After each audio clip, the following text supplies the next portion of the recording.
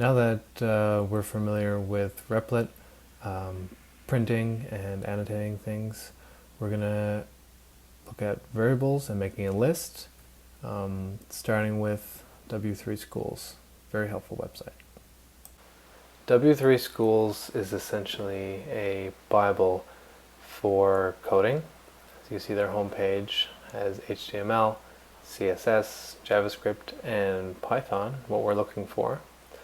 So on the left-hand side is the index.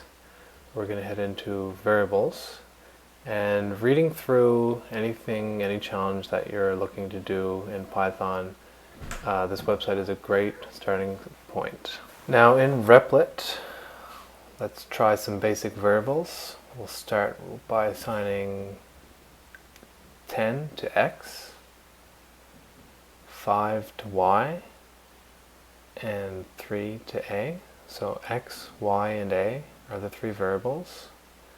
And to watch how this works, we can print variable x. And we can also add two of the variables together. We can perform any mathematical equation, but for today we'll look at addition. So now that I have my simple code, I can run it. You can see that we have 10, because that is x, and 5 plus 3 is 8.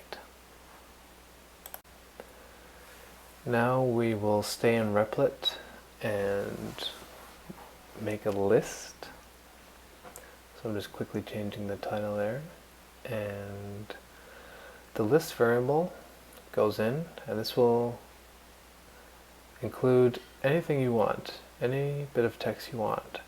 So it's important to have it between two brackets, and each individual word between double quotes or single quotes. So I'm typing out the ingredients to a dessert.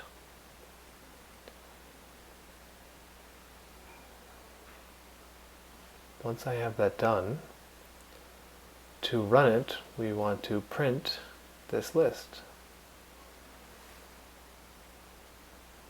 And then you have it. It outputs the list that I made. Might be a good idea to show you what an error looks like. So without a comma, because the two words are still in quotes, we are going to see them appear in the output. We remove all the commas. It's not going to look correctly formatted, and if we miss something bigger like a quote, we're going to get an error message. It tells me that on line 4 I have a mistake saying invalid syntax. So the quote fixes that. If I put the commas back in, then everything will be properly formatted.